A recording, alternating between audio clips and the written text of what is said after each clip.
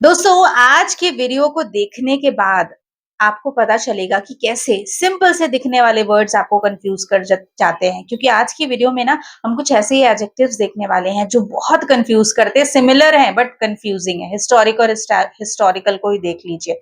अब हिस्टोरिक का मतलब होता है ऐतिहासिक, यानी कि महत्वपूर्ण। कैसे?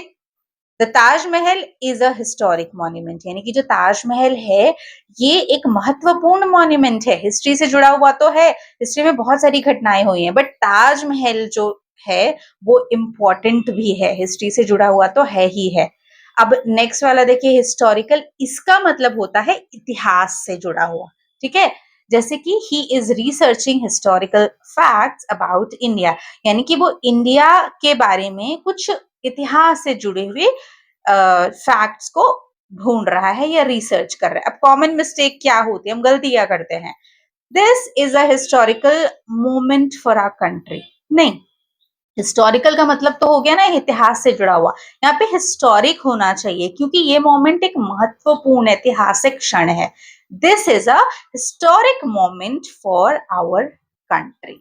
देखा कितने दोनों कंफ्यूजिंग थे। अब कैसे इसको याद रखें? हिस्टोरिक यानी कि हाई इंपॉर्टेंस, और हिस्टोरिकल मतलब हिस्ट्री से जुड़ा हुआ। बस आपको इतना याद रखना है और ये वर्ड आप कभी नहीं भूलेंगे। अब ये वाला वर्ड देखिए, इकोनॉमिक एंड इकोनॉमिकल, दोनों आपको एक जैसे लग रहे होंगे और आप इनका यूज भी ऐसे ही करते होंगे सेम, बट डिफरेंस है। इकोनॉमिक का मतलब होता है आर्थिक, पैसे से जुड़ा हुआ।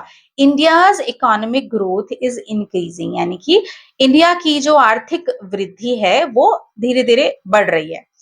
इकोनॉमिकल का मतलब होता है किफायती। ठीक है, जो बजट में हो, जैसे कि this car is very economical to maintain, यानी कि ये जो कार है इसको मेंटेन करना बहुत बजट फ्रेंडली है या बहुत बजट के अंदर है। जैसे कि this bike is very economic. ठीक है, अब यहाँ पे इकोनॉमिक गलत होगा क्योंकि हम कहना चाहते हैं कि किफायती है ना, तो इकोनॉमिक नहीं इकोनॉमिकल बोलेंगे। ये गड़बड़ करते हैं, ये मिस्टेक करते हैं जब हम इकोनॉमिक और इकोनॉमिकल यूज करते हैं। अब इकोनॉमिक का मतलब इकोनॉमी, आर्थिक जो होता है, और इकोनॉमिकल का मतलब होता है जो पैसे बचाए, किफायती। अब ये वाला वर्ड देख लीजिए, क्लासिक, क्लासिकल, बिल्कुल सेम जैसे लगेंगे बट अभी देखिए कैसे डिफरेंस है।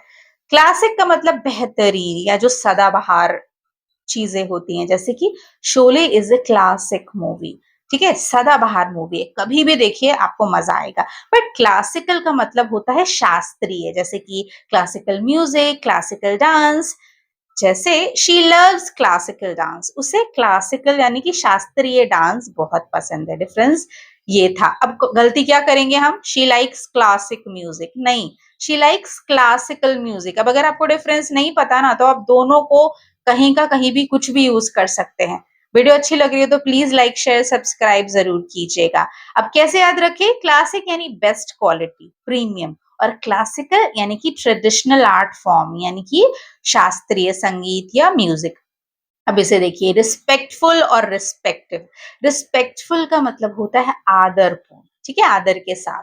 जैसे कि be respectful to your elders, अपने बड़ों के प्रति आदरपूर्ण रहे। ठीक है, रिस्पेक्टफुल, आदरपूर्ण। ठीक है, अब रिस्पेक्टिव का मतलब होता है संबंधित। ठीक है, दिखने में सेम है बट डिफरेंस देखिए कितना ज्यादा है। जैसे कि students return to their respective seats, छात्र अपनी अपनी सीट पर लौट गए, जिनकी जो सीट थी वो उन पर लौट गए। ठीक है, अपनी अपनी सीट पर या संबंधित। अब देखिए मिस्टेक क्या करते हैं, हम कहते हैं please go to your respectful seats. नहीं, रिस्पेक्टफुल का मतलब तो आदरपूर्ण होता है ना, मैं कहना चाहती हूँ अपनी अपनी सीट पे जाइए, तो यहाँ पर रिस्पेक्टिव होगा, please go to your respective seats. अब ये वाले वर्ड्स देखिए, एमिनेंट एंड इमिनेंट, एकदम सिमिलर जैसे हैं बट डिफरेंस देखिए। एमिनेंट का मतलब होता है जो प्रसिद्ध लोग होते हैं या कुछ प्रसिद्ध या प्रतिष्ठित होते हैं, जैसे कि doctor Kalam was an eminent scientist. Doctor Kalam को आप जानते हैं, इसीलिए तो वो प्रतिष्ठित वैज्ञानिक थे। अब इमिनेंट का क्या मतलब होता है? ये तो था एमिनेंट। इमिनेंट का मतलब होता है जल्दी अगर कोई चीज होने वाली है, जैसे कि an imminent danger is coming. ठीक है, अब गलती हम क्या करेंगे? हम इमिनेंट डेंजर इज कमिंग करेंगे। सिर्फ स्पेलिंग को और वर्ड मीनिंग को आपको ध्यान रखना है, आप कभी गलती नहीं करेंगे। और वीडियो ये वाली देख ली अगर आपने एंड तक, तो आई एम श्योर आप गलती नहीं करेंगे। हो सकता है दूसरी बार देखना पड़ सकता है। अब कॉम्प्लीमेंट्री और कॉम्प्लीमेंट्री में कोई डिफरेंस नहीं है, सिर्फ एक लेटर आई और ई का डिफरेंस है और गड़बड़ हो जाती है। बोलते समय कोई गड़बड़ नहीं होगी, बट माइंड इट, लिखते समय कॉम्पिटिटिव एग्जाम में ये गलती हो सकती है। अब ये जो कॉम्प्लीमेंट्री है ना आई वाला, इसका मतलब होता है मुफ्त में जो चीज मिलती है, जैसे कि the hotel offers complimentary breakfast, ठीक है, मुफ्त का नाश्ता। अब ये वाला जो कॉम्प्लीमेंट्री है जहां पर ई है, इसका मतलब होता है एक दूसरे को जो पूरा करने वाले होते हैं। ध्यान दीजिएगा, hard work and discipline are complementary to success, ठीक है। जो पूरक वाला कॉम्प्लीमेंट्री होता है उसमें ई होता है, और जो मुफ्त वाला कॉम्प्लीमेंट्री होता है उसमें आई होता है। ऐसे भी अगर याद करेंगे तो आपको कभी कोई प्रॉब्लम नहीं आएगी। अब वही वाली गड़बड़ है, अगर आपको आई और ई में कंफ्यूजन है तो आप कहीं कुछ भी लिख सकते हैं, ठीक है। बोलते समय इस वर्ड में गलती नहीं हो सकती है, बट लिखते समय और कॉम्पिटेटिव एग्जाम में गलती हो सकती है, तो ध्यान रखें। चलिए चलते हैं नेक्स्ट वर्ड की तरफ। और वीडियो अगर अच्छी लग रही है तो प्लीज सब्सक्राइब करें और शेयर करें। ऑल्टरनेट एंड ऑल्टरनेटिव दोनों सिमिलर जैसे है ना, अब आगे देखिए कैसे ये डिफरेंट है। ऑल्टरनेट का मतलब होता है बारी बारी से या एक छोड़कर दूसरा, है ना। जैसे कि वी मीट ऑन ऑल्टरनेटिव्स, हम एक दिन छोड़कर मिलते हैं, ठीक है, ऑल्टरनेट। अब अल्टरनेटिव का क्या मतलब होता है? अल्टरनेटिव का मतलब होता है चॉइस या विकल्प जिसे हम कहते हैं।